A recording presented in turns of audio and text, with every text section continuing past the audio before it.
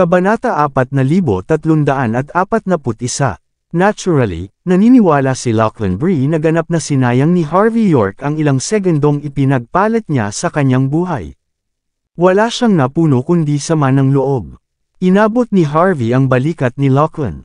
Not bad. At least you have enough backbone not to beg for mercy. Ayokong gumawa ng kahit ano noong una, pero alang-alang sa lakas ng loob mo, puprotektahan din kita. Mahina hong humakbang pasulong si Harvey. Niloloko mo ba ako? Gusto mo bang mamatay? Kahit ako ay hindi kalaban-laban sa kay Skullface. Ikaw ay hindi mas mahusay. Mamamatay ka kung pupunta ka. Kumukulo sa galit si Lachlan matapos marinig ang sinabi ni Harvey. Hindi pa siya nakakita ng taong ipagpapalit ang kanilang buhay para lang magpakitang gilas. Di ba niya alam na kaya lang siyang patayin ni Skullface sa isang sampal? Nag-aalala si Arlette Pagan nang tumingin siya kay Harvey, sa pag-aakalang nabaliw siya pagkatapos ng lahat ng nangyari. Ang buong pamilya ng Pagan ay napuno ng galit at pagkabalisa. Wala silang ideya kung ano ang sasabihin sa sandaling iyon. Tanging si Wes Pagan lamang ang nagpakita ng malalim na tingin sa kanyang mukha nang walang sinasabi. Nanatili siyang kalmado at tinipon ang buong oras. Si Skullface ay curious na tumingin kay Harvey nang hindi nagmamadaling kumilos. Humakbang si Phantom at sinukat si Harvey na may kalmadong tingin. Medyo kawili-wili ka, bata. Hindi ka lang matapang, ngunit mayroon ka ring matalas na mata. Nakakahiya na hindi mo alam ang limitasyon mo. Baka lunukan mo na lang ang sarili mong mga salita. Lunukan ang sarili kong salita. Magsalita ka na parang eksperto ka. Alam mo ba kung ano ang martial arts? May ideya ka ba kung ano ang underworld? Bahagyang ngumiti si Phantom sa harap ni Harvey, para siyang tumitingin sa isang payaso. Binuksan ni Skullface ang kanyang mata na may malalim na tingin sa kanyang mukha. Alam kong gusto mo ang mga gwapong kabataang tulad nito, Phantom. Pero may isang bagay sa kanya na ikinaiinis ko. Sa sampalan ko lang siya hanggang sa mamatay at sasamahan kita mamayang gabi. Humajik-hik si Phantom. Oo naman, Skullface. Gusto ko ng 7 buong round this time. Nanginginig si Skullface sa pagkagulat. Pagkatapos, humakbang siya, handang sampalan si Harvey hanggang mamatay. Isang hindi masabi na pressure ang mararamdaman sa sandaling gumawa siya ng isang hakbang. Walang humpay na nanginginig si Lachlan matapos maramdaman ang parehong pressure. Harvey, likas na bulalas ni Arlette. Harvey calmly chuckled while crossing his arms in front of everyone's gazes. Ganun pa rin. Nagpapanggap ka pa sa harap ni Skullface. Isinasakripisyo mo ang buhay mo para dito. Ito ay katawa-tawa. Tingnan mo ang iyong sarili. Hindi na kinaya ni Lachlan ang mga ito. Mayroon talagang isang taong walang alam at walang takot sa mundo. Dapat ay sinampal ko siya hanggang sa mamatay habang may pagkakataon ako.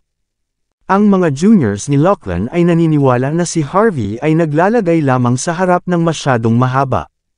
May death wish ba siya o ano? Hindi na pinansin ni Harvey ang mga taong iyon nang magsalita siya. Skullface, right, don't worry. I'll make sure to visit your grave same time next year. Hahaha, sandaling natigilan sina Skullface at Phantom bago sila humagalpak ng tawa. Buong buhay nila ay nabubuhay sila sa gilid, ngunit hindi pa sila pinagbantaan ng ganito, hindi kahit isang beses. I'll let you make the first move, sabi ni Harvey York sa ilalim ng mapanghamak na tingin ng lahat. Hindi ka na magkakaroon ng isa pang pagkakataon pagkatapos nito. Natigilan si Skullface bago nagpakita ng mapaglarong ekspresyon. Gusto mo ako ang gumawa ng first move. Mas bastos ka pa sa huling lalaki. Halika, halika. Kung mahawakan mo man lang ako, pupugutan ko ang sarili kong ulo. Fine, sabi mo sagot ni Harvey. Humakbang siya pasulong. Ang kanyang mga galaw ay tila mabagal ngunit napakabilis na kahit sino ay hindi makahalata sa kanila. Agad na nag-react si Skullface. Malapit na siyang gumawa ng kanyang unang hakbang. Ngunit nakaramdam siya ng sobrang katamaran bago pa man siya makapaglabas ng suntok. Nasa harapan na niya si Harvey. Nasa lalamunan na ng lalaki ang daliri niya. Ito ay isang simpleng hakbang, ngunit si Skullface ay nakakaramdam ng hindi maipaliwanag na takot sa mismong sandaling iyon, na naging dahilan upang likas siyang nanginginig. Ang lugar ay napakatahimik na maaari mong marinig ang isang nahulog na karayom. Agad na napawi ang mga ngiti ni Phantom at ng iba pa. Wala ni isa sa kanila ang makapagsalita. Walang galang. Isa lang itong kawalang galang. Ang walang kwentang karumihan sa kanilang mga mata, ang tila katawa-tawang manloloko, ay talagang isang dalubhasa. Ito ay higit pa sa imahinasyon ng lahat. Napatingin si Harvey sa paligid niya. Tara, tumawa ka pa. Ang mga tao sa paligid niya ay nagpapakita ng baluktot na ekspresyon pagkatapos marinig ang mga salita ni Harvey. Nakakamatay na sulyap ang ipinakita ni Skullface nang tumingin siya kay Harvey. Natatakot siya. Napuno siya ng matinding galit at hinanakit. Tuluyan na niyang binitawan ang kanyang bantay. Sa isip-isip niya, hindi siya magpapatalo kung hindi ganoon. You got some moves, bata. Minamaliit talaga kita. Ang mukha ni Skullface ay nagpapakita ng isang mabangis na sulyap. Huwag mo akong yakapin kung kaya mo. Ako, sampal. Itinaas ni Harvey ang likod ng palad niya pasulong. Agad na pinalipad si Skullface. Nakatagilid ang ulo niya nang bumagsak siya sa lupa na walang malay, at hindi alam kung patay na siya o buhay pa. Bakas sa mukha niya ang hindi makapaniwala nang tumigil siya sa paggalaw. Hindi niya inaasahan na sasampalan siya ni Harvey nang walang pahiwatig ng karangalan. Ito ay lubos na katawa-tawa. Sabi mo, kapag hinawakan kita, ibibigay mo ang ulo mo. Napabuntong hininga si Harvey. Dapat talagang tuparin mo ang iyong mga pangako. Naningkit ang mga mata ni Phantom at ng iba sa nakita. Hindi nila akalain na nagawa ni Harvey ang mga ganoong kalinas na galaw. Masyadong mabilis ang mga galaw ni Harvey. Pagkatapos ng lahat, ang bilis lamang ang tunay na paraan sa mahabang tagumpay. Ang isang tao na maaaring umabot sa bilis na ito ay malinaw na napakalakas.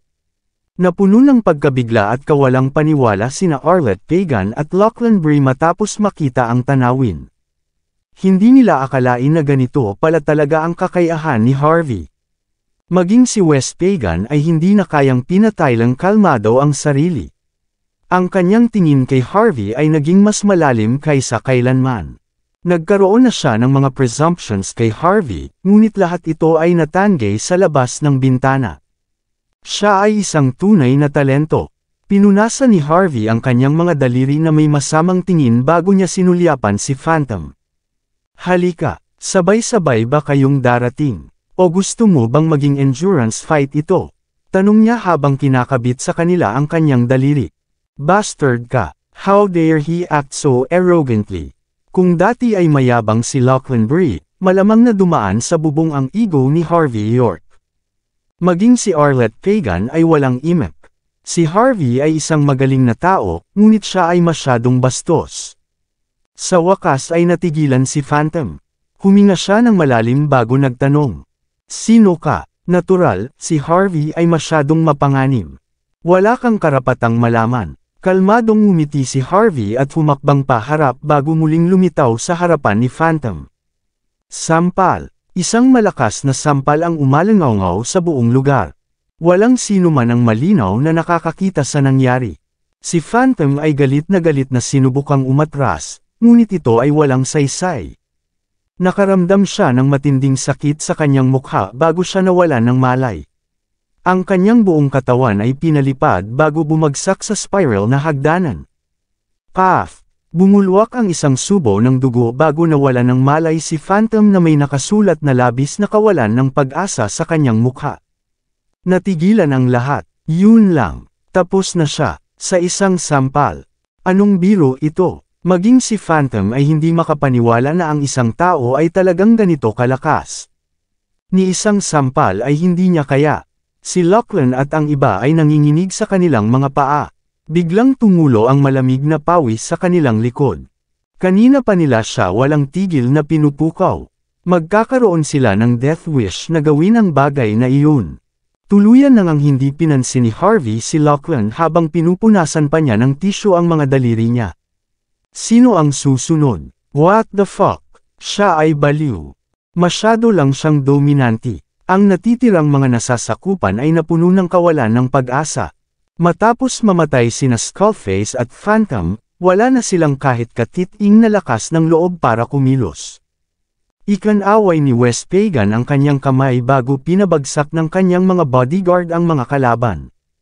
Kalmadong tumingin si Harvey sa paligid niya, alam niyang magkakaroon na naman ng bloodbath. Hindi siya mapakali na tingnan ito pansamantala.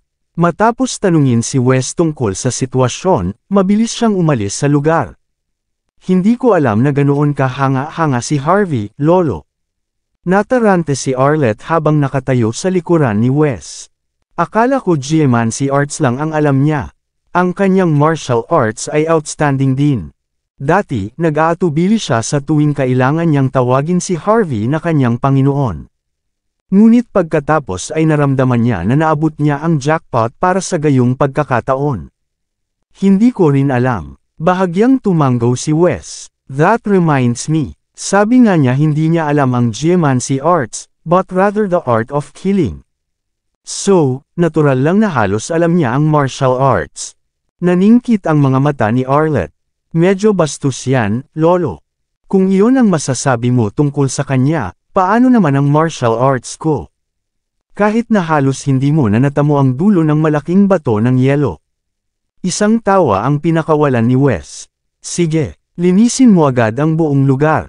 Sabihin sa lahat na ilihim ang lahat ng nangyari dito. Papatayin ko kung may gumawa sa tungkol dito.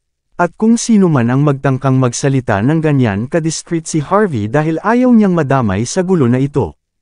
Hindi tayo papayag na i-drag siya dito. Naturally, alam ni Wes Pagan na si Harvey York ay may mga dahilan upang maging maingat upang ipakita ang kanyang sarili bilang isang live-in son-in-law at isang dalubhasa sa geomancy. Sayang naman kung sisirain niya ang disguise ni Harvey matapos niyang iligtas ang lahat dito. Sa isang maling galaw, ang isang mahusay na kaibigan ay magiging isang arch-nemesis sa isang kisap mata.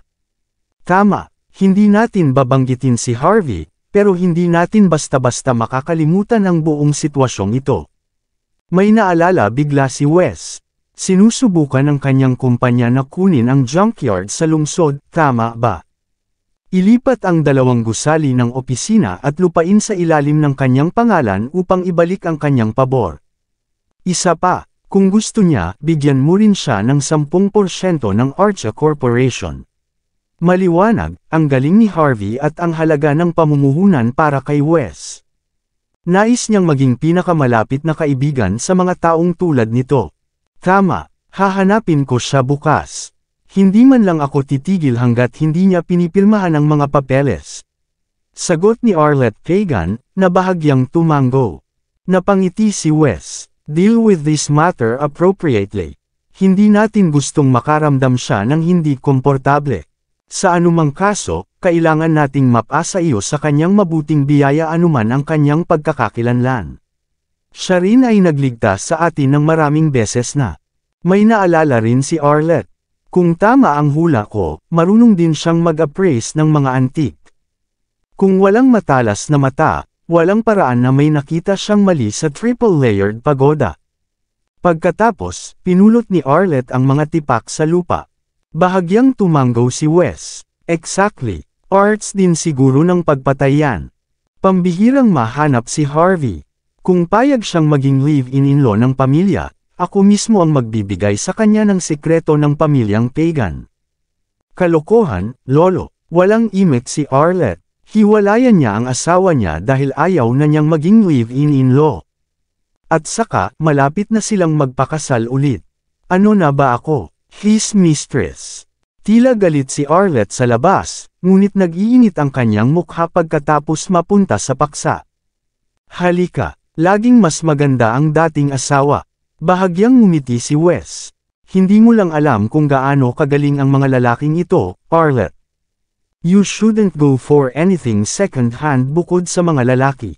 You just have to.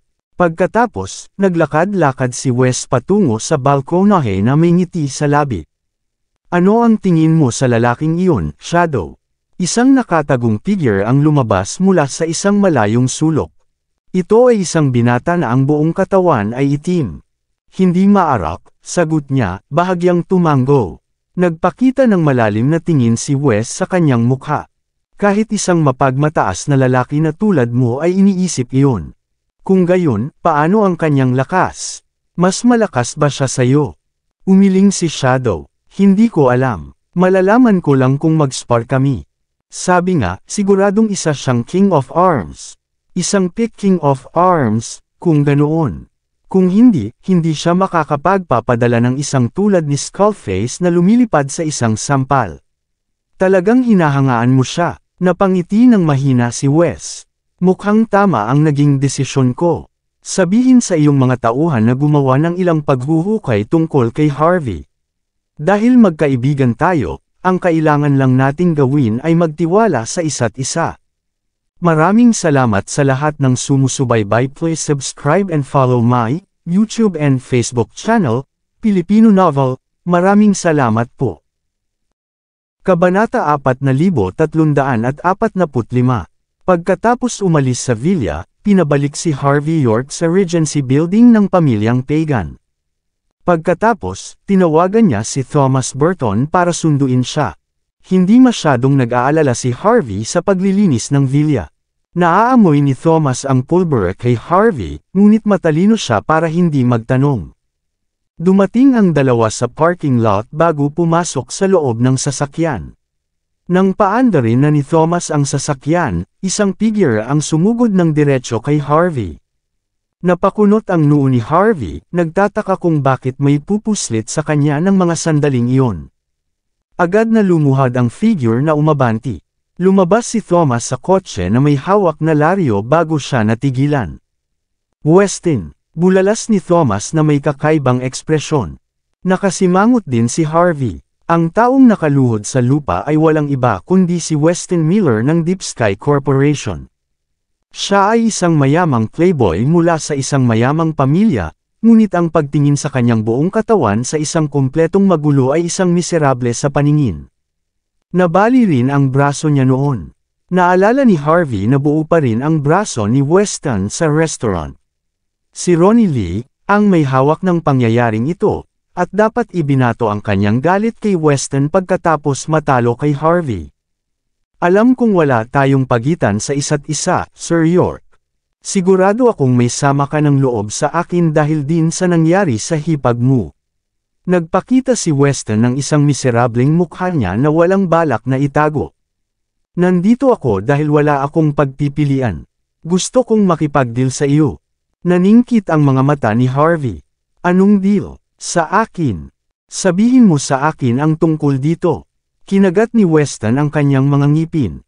Ang bastard na iyon ay nagpahiram ng pera sa Deep Sky Corporation nang malaman niyang may problema ang kumpanya sa paglalaan ng mga pondo. Sino ang nakakaalam na isa siyang loan shark na patuloy na nag-uutos sa amin na ibalik ang pera pagkalipas lang ng 3 araw? Ang aking ama ay nahimatay pagkatapos na malaman iyon. Nang magising siya ilang araw na ang nakalipas, napagtanto namin na hindi na siya makagagalaw ng 1 pulgada sa kanyang katawan. Ang kapatid ko ay naging bitch din ni Ronnie. Wala akong pinagkaiba ngayon sa asong gala. Ang bastard na iyon ay may hawak na 60% ng mga bahagi ng Deep Sky Corporation ngayon. Kung makakakuha siya ng 1 pang buwan, magkakaroon siya ng kabuuang kontrol sa kumpanya. Ang pag-propose kay Cynthia ang huling hakbang na nagawa ko, ngunit nabigo ako. Wala akong iba kundi ang 40% ng shares ng kumpanya ngayon. Nagkakahalaga ito ng 300 milyon. Kung handa kang tulungan akong alisin si Ronnie, ibibigay ko sa iyo ang lahat ng share na iyon. Sa iyong mga pamamaraan, madali mong makukuha ang mga bahagi. Natural, hindi alam ni Weston kung ano ang kaya ni Harvey. Ngunit hindi nagtagal ay naalala niya ang katotohanan na palagi siyang napapahiya sa parehong lalaki. Kinailangan din ni Ronnie na lumuhod sa harap ng lalaki at humarap ng maraming sampal sa kanyang mukha nang walang reklamo. Sa mga mata ni Weston, kahit na medyo komplikado, naniniwala siyang kayang ilabas ni Harvey si Ronnie hanggat gusto niya. Ito lang ang naiisip niyang paraan para makapaghiganti. 40%, 300 milyon. Gusto mo ring ibagsak ko ang Blazer Estate, di ba? Ang pagkuha ng mga bahaging iyon ay hindi isang lakad sa parke. Mapaglarong sinulyapan ni Harvey York si Weston Miller. Bukod dito, itinuturing akong isang mabuting mamamayan sa Hong Kong, Mordo, at Floatwell. Hindi lang 300 milyon, ni hindi ako papatay ng tao sa halagang 30 bilyong dolyar. Natigilan si Weston. Ayaw mo bang ilabas si Ronnie Lee? Ayon sa aking impormasyon, medyo malapit ka kina Saul Robbins at Lola Hoffman. Sila ang sinumpaang kalaban ni Ronnie. At saka, tiyak na pupuntahan ka niya pagkatapos ng nangyari ngayong gabi. Hindi ka pa rin ba gagawa ng inisyatiba pagkatapos mong malaman iyon? Hindi na iyon kakailanganin. Wala siyang karapatan para sa akin na gawin ang anumang bagay, mahinahong sagot ni Harvey. Siya ay ganap na hindi karapat-dapat. Kinilig si Weston matapos marinig ang sinabi ni Harvey. Ang kanyang mukha ay puno ng walang pag-asa. Akala niya ay kahanga-hanga sa kanya ang gumawa ng ganoong plano para harapin si Ronnie. Pero hindi niya inaasahan na ganito pala ka-unpredictable si Harvey. Matagal na natigilan si Weston bago galit na hinayla ang buhok habang sumisigaw ng ligaw. Fuck. Naiinis ako kay Ronnie. Mas galit ako kay Gisela. Walang pakialam ang beach na iyon sa reputasyon ng pamilya para sa sarili niyang kaluwalhatian at kayamanan. Matapos ipaalala sa kanyang sarili ang kalagayan ng kanyang ama, ang kanyang putol na kamay, at ang kanyang kapatid na babae at kasintahan na pinaglalaroan ng ibang tao, si Weston ay nasa bingit ng pagkawala ng kanyang pag-iisip. Nagpakita ng malalim na tingin si Harvey sa kanyang mukha bago niya pinigilan si Weston sa kanyang paglalakad. Alam kong nasasaktan ka, ngunit hindi ka magtatagumpay kung umaasa ka sa ibang tao upang gawin ang iyong maruming gawain. Simpleng logic lang talaga. Kung gusto mong patayin si Ronnie, gawin mo ito sa iyong sarili. Magtatagumpay ka kung ilalagay mo ang iyong puso dito. Nagningning ang mga mata ni Weston bago bumantong hininga. Sana, alam ng mga subordinate ko na bumagsak ako sa puntong ito. Sino ang magtatrabaho para sa akin? At ako, ang aking braso ay nangangailangan ng hindi bababa sa 3 buwan upang gumaling. Kahit na si Ronnie ang puntahan ko ngayon, wala akong magagawa. Hindi ako makagamit ng baril. Basag, galit na pinilipit ni Harvey ang braso ni Weston at hinawakan ito sa pwesto sa pamamagitan ng pag-ayos dito ng ilang sanga na nakapalibot, pagkatapos ay sinundot niya ang ilang parte ng katawan niya. Pagkatapos, tumayo si Harvey nang matapos na siya. Ibinalik ko ang iyong mga buto kasama ang natutunan ko sa labanan. Pagkatapos magpahinga ngayong gabi, hindi mo mararamdaman ang anumang sakit sa iyong braso. Ang iyong lakas ay magiging katulad ng dati. Ang sabi, ang kamay mo ay mapilayan habang buhay pagkatapos ng ilang linggo. Tinapik ni Harvey ang balikat ni Weston bago nagpakawala ng buntong hininga. Bibigyan kita ng 3 araw. Kung pinagsisisihan mo ang iyong desisyon, tawagan mo ako. Kaya kung ayusin ka palagi. Ngunit kung nangyari iyon, kung gayon dapat kang maging isang ligaw sa buong buhay mo. Pagkatapos noon ay pumasok na si Harvey sa kanyang sasakyan. Natigilan si Weston. Nagpakita siya ng masamang tingin. Lumalabas sa kanyang buong katawan ang nakamamatay na hangarin sa susunod na sandali. Dahil sa amoy ng pulbura, hindi na bumalik si Harvey York sa villa ng pamilya Zimmer. Sa halip, bumalik siya sa Fortune Hall at doon natulog sa kanyang silid. Sa susunod na araw, maagang maaga, si Harvey ay nagpractice ng ilan sa kanyang martial arts sa looban. Makalipas ang 30 minuto, naghanda na ng pagkain at inumin si Leona Foley nang bumalik siya sa main hall. Sumunod naman si Castile Foster bago sabay na nag-almusal ang 3. Nang nasa kalagitnaan na sila ng pagkain, maririnig ang nakakatakot na hiyawan. Master York, Master Foster, tulong. Mabilis na ibinaba ni na Harvey at Castile ang kanilang mga tasa at sumugod sa kaguluhan. Isang matandang babae ang nakaluhod sa pasukan. Ang lalaking mahilig mamasyal sa mga sementeryo ay nakahandusay sa likod niya. Kasing berde ng damo ang mukha ng lalaki nang paulit-ulit siyang humihinga. Nanginginig din ang buo niyang katawan sa panahon ng proseso. Parang may nakita siyang hindi dapat. Mabilis na naglabas ng anteng-anteng si Castile at sinunog sa tubig bago ibigay sa lalaki. Halos hindi na kayanan ng lalaki upang mabawi ang ilan sa kanyang kamalayan pagkatapos noon. Anong nangyayari sa kanya ngayon? Tanong ni Castile na nakakunot ang noo. Bakas sa mukha ng babae ang nakakatakot. Hindi ko alam. Sinabi ko sa matanda na makinig sa iyong sinabi at tumigil sa pagtakbo sa paligid ng lugar. Hindi lang siya makaupo. Paulit-ulit niyang sinasabi sa akin na siya ay magaling at sapat na malakas para dito. Sino bang nakakaalam na nahimitay na naman siya agad? Wala akong choice kundi kaladkarin ang matanda dito. Bahagyang tumanggaw si Castile. Anong nangyayari sa lalaking ito, Master York? Hindi ba natin siya ginagamot ilang araw na ang nakalipas? We did, but he managed to bump into evil energy again, sagot ni Harvey. Nagpapakita rin siya ng parehong mga sintomas tulad ng dati. Hindi mo sinasabi sa amin ang buong katotohanan. Ikaw, nagsimula na naman bang tumakbo ang lalaking ito sa mga sementeryo? Si Castile at Leona ay nagpapakita ng mga kakaibang ekspresyon pagkatapos marinig ang mga salitang iyon. After all, bakit magiging ganito ang lalaki pagkatapos na tretuhin siya ni Harvey noon? Napatalon ang ginang matapos marinig ang mga salitang iyon. Imposible, siya ay isang matigas ang ulo na matanda, ngunit siya ay natatakot para sa kanyang buhay pagkatapos ng nangyari noon.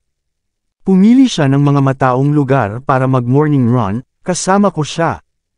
Malalaman ko kung pumunta siya sa mga lugar na ganyan. Kinilabutan ang ginang. Kasabay nito, nagsimula siyang magduda sa mga kakayahan ni Harvey. Inisip ni Harvey ang sitwasyon bago kinagat ang daliri at pauiran ng dugo sa noo ng lalaki. Kapag bumangon muli ang lalaki, tingnan mo itong dalawa. Sabihin sa kanila na ipakita sa iyo kung saan nila dadalhin ang kanilang mga morning run. Alamin kung ano ang nangyayari doon. Tandaan na dalhin ang compass sa iyo. Logically speaking, hindi na lang tatakbo ang lalaki sa mga sementeryo pagkatapos ng insidenteng iyon. Pero medyo na-curious si Harvey sa kalagayan ng lalaki. Bahagyang tumanggaw si Castile. Siyempre naman. Sa wakas ay nakabawi ang lalaki bago nagpasalamat sa tulong ni Harvey at umalis. Mabilis na umalis si Castile ng kalahating oras bago bumalik na may hawak na kung ano sa kamay. Nasa kamay niya ang isang punit-punit na papel na manika. Kumunat ang noo ni Harvey habang nakapikit sa manika bago naramdaman ang masamang enerhiyang nagmumula rito. Ito ang isa na nakaipit sa ilalim ng kotse ni Watson Braff. Saan nanggaling ito? Kumunat ang noo ni Harvey York. Sa parke kung saan nag-morning run ang dalawa. There's a footprint on it. Parang bakas ng paa sa akin. Siguro natapakan niya ito. Iyon ang dahilan kung bakit nangyari ang lahat ngayong umaga. Inikat ko rin ito. Maliban sa ilang mahiwagang clubhouse, walang libingan sa paligid. Pagkatapos ay inilagay ni Castile Foster ang papel na manika sa lupa na may nalilitong hitsura. Bahagyang tumanggaw si Harvey bago pinatong ni Castile ang manika sa mesa. Pagkaraang titigan ito ng matagal, sinindihan niya ang manika kasama ang kanyang lighter. Whoosh! Nagliyab ang manika na may nakasulat na pahiwatig ng tinta. Sabi nga, halos hindi na ito makita pagkatapos ng patuloy na pag-ulan at pagbubuhos dito.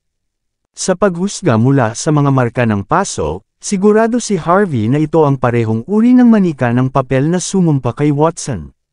So, si Evermore talaga, bulong ni Harvey sa sarili. Naramdaman niya na gumawa na ng malawak na paghahanda si Evermore sa Golden Sands, ngunit walang sapat na ebidensya upang kumpirmahin iyon. Matapos magpadala ng text kay Kyrie Patel tungkol dito, pansamantala niyang inilagay ito sa kanyang isipan. Paglubog ng araw naging maayos na ang paghawak sa usapin. Gustong bumili ni Harvey ng pagkain sa labas, pero biglang nagring ang phone niya. Ang tawag ay galing sa unknown number. Saglit na nag-alinlangan si Harvey bago sinagot ang tawag. Ang sekretarya ni Mandy Zimmer, na si Maya Lee, ay narinig na nagsasalita ng panik mula sa kabilang panig ng telepono. Masama ito, Harvey. May problema si CEO Zimmer. Kailangan mo siyang tulungan. Dahil kay Silas John, si Mandy ay nagkaroon na ng ilang mga negosyo na pinirmahan. Noong gabing iyon, pipirma na sana siya ng kontrata sa Vice CEO ng Blazer Estate na si Anthony Lee.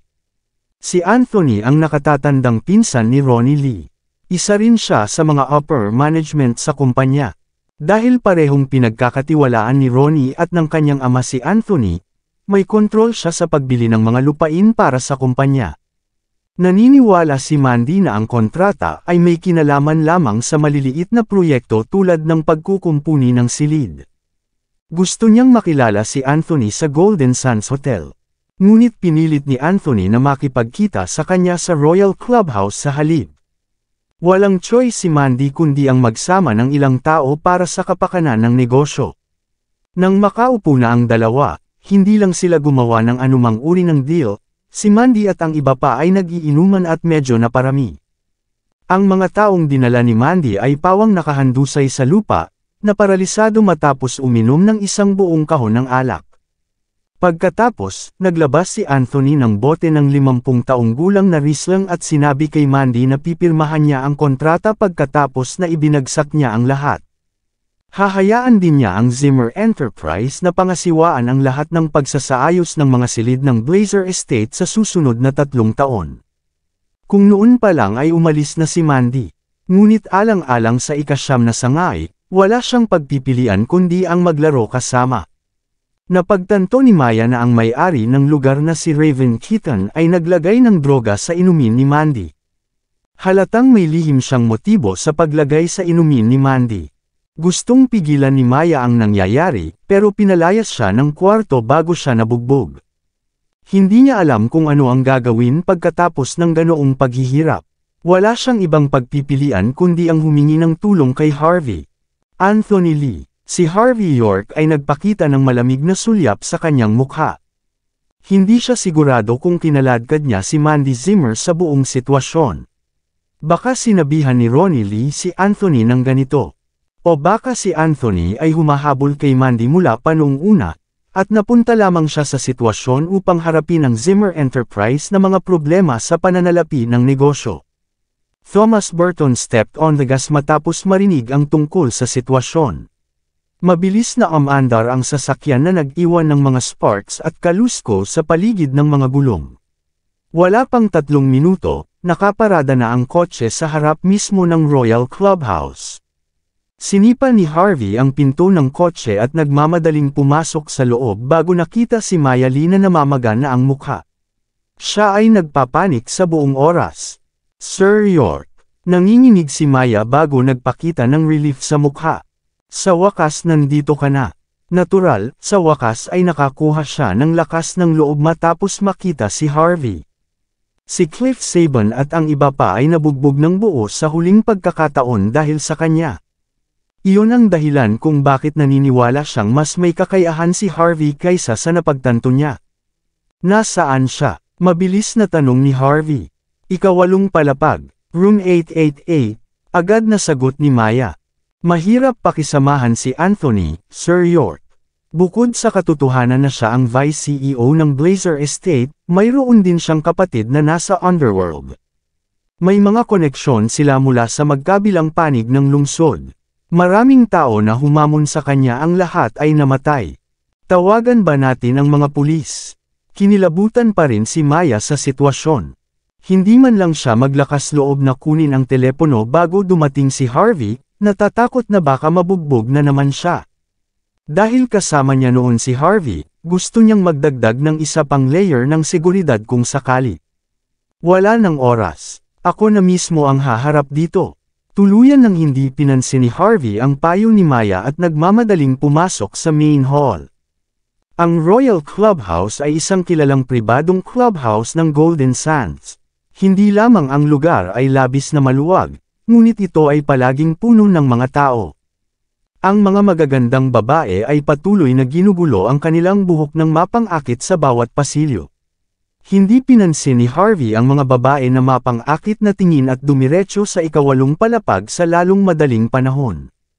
Ang ika-8 palapag ay malinaw na selyado. Ilang matatangkad na security guard ang likas na naglakad pagkatapos makita si Harvey na sumulpat at si Maya, at handang sigawan sila. Ngunit sa pagbuka pa lang ng kanilang mga bibig, lahat sila ay sinipa na sa lupa. Nasa panganib si Mandy. Walang oras si Harvey para makipag-usap. Ilalabas niya ang lahat ng humahadlang sa kanyang daan ng walang pag-aalinlangan. Hindi nagtagal, dumating si Harvey sa room 888. Ang kwarto ang pinakamalaki sa buong clubhouse. Ang ilang mabangis na lalaki na nakasuot ng itim na suit ay nakatayo sa harap ng pasukan na may kasamang mga ngiti. Tumigil ka. Hindi man lang pinansin ang mga lalaki ni Harvey. Hindi siya mapakali na magsalita pa rin. Sampal. Humakbang siya pasulong bago itinapat ang palad sa mukha ng isa sa mga lalaki. Pinalipad ang lalaki bago pa man niya masilip ng mabuti si Harvey. Nanginginig ang buong katawan niya ng mga sandaling iyon nang bumagsak siya sa lupa. Sampal, sampal, sampal. Pinalipad ang natitirang mga lalaki bago sinipa ni Harvey ang pinto pababa. Nakita niya si Mandy na groggy sa isang leather couch. Mas lalo siyang gumanda dahil sa lahat ng alak na ininom niya. Ang kanyang balat ay malambot at kumikinang, na parabang ito ay isang piraso ng hiyas. Tumayo si Anthony sa gilid na may masamang tingin, at tuluyang natanggal na ang kanyang sinturon. Kabanata 4350. Bam! Sa wakas ay nakuha na ni Anthony Lee ang mood bago siya natakot sa malakas na tunog. Kumukulo siya sa galit. Nakalunok na siya ng 3 tableta para lang sa okasyong ito, pero may dumating na sumira sa palabas. Gusto mo bang mamatay o ano, bastard ka? Malungkot na sigaw niya matapos makitang pumasok si Harvey York. Sampal. Hindi nag-aksaya ng oras si Harvey na sinampal si Anthony sa isang tabi. Napasigaw si Anthony sa sakit bago hamampas sa marble table. Ang lugar ay isang ganap na magulo. Bumulwak ang dugo sa bibig ni Anthony habang nakahiga siya sa lupa, paralisado. Halos walang malay si Mandy Zimmer sa sandaling ito. Inipon niya ang lahat ng lakas niya para lang idilat ang kanyang mga mata. Pero nang makita niyang sumulpat si Harvey, gumaan kaagad ang pakiramdam niya bago siya nawalan ng malay. Sino ka ba? Alam mo ba kung ano ang mangyayari kapag sinira mo ang negosyo ko dito? Patuloy ang pag-ungol ni Anthony sa lupa dahil sa ginawa ni Harvey. Sa isang banda, galit na galit siya na may maglalakas loob pang hamanin siya. Sa kabilang banda, ang kanyang buong katawan ay sumasakit matapos tamaan ng ganito. Nag-aalala siya na hindi na niya magagamit ang kanyang gamit pagkatapos nito. Sino ang mananagot pagkatapos nito? Anthony gritted his teeth when he exclaimed, "Patayin mo siya." Mabilis na tumakbo ang ilang subordinate na may ilang masasarap na inumin na may hawak na mga bote ng beer. Sinipa silang lahat sa tagiliran ni Harvey nang hindi napigilan. Nagsisigawan sa sakit ang mga nasasakupan nang bumagsak sila sa lupa. Sila ay ganap na walang kakayahan. Pagkatapos, humakbang si Harvey bago sinipa si Anthony sa lupa. Bam! Nontog ang ulo ni Anthony sa marmol na haligi sa labas. Napuno ng dugo ang buong mukha niya nang sumirit siya sa sakit na parang baboy. Lumapit ang mga security guard at bisita ng Royal Clubhouse matapos marinig ang gulo. Mabilis na binalot ni Harvey si Mandy ng carpet sa lupa bago inutusan si Maya Lee na alagaan siya. Maya-maya, 12-dosenang mga security guard ang pumasok sa silid. Kasabay nito, pumasok ang boss ng Royal Clubhouse na si Raven Keaton na may dalang pares ng high heels. Siya ay isang napakarilag na babae na may kaakit-akit na mukha, isang kaakit-akit na figura, at isang pares ng mahaba at nakasisilaw na mga binti. Mabilis siyang naglakad patungo kay Anthony at binuhat ito na puno ng gulat ang mukha. Vice CEO Lee. Anong nangyari? Bakit ba napuno ka ng dugo? Sinong gumawa sa iyo nito? Tumawag ka ng mga doktor. Tumawag ka ng mga pulis. Takot na takot si Raven. Ang lugar niyang ito ay malalim na nasangkot kay Anthony. Maliban sa kanyang napakalaking paggastos dito, ang kanyang mga kapatid mula sa underworld ay pinananatiling ligtas ang kanyang lugar. Galit na sigaw ni Raven kay Harvey kasama si Anthony sa tabi niya. Sino ang nagbigay sa iyo ng lakas ng loob para saktan ang mga tao sa aking lugar? Alam mo ba ang kahihinatnan ng paggawa ng ganoong bagay? Nananakit ng tao. Parang walang pakialam si Harvey. Wala kang nakitang ginawa ko. At saka, hindi mo ba nakikita kung ano ang ginagawa niya dito ngayon? Agad na umitim ang mukha ni Raven. Nakita ko lang na sinaktan mo siya, anak. Wala akong nakitang ginawa niya. You better stop talking your way out of this, or I'll make your life a living hell.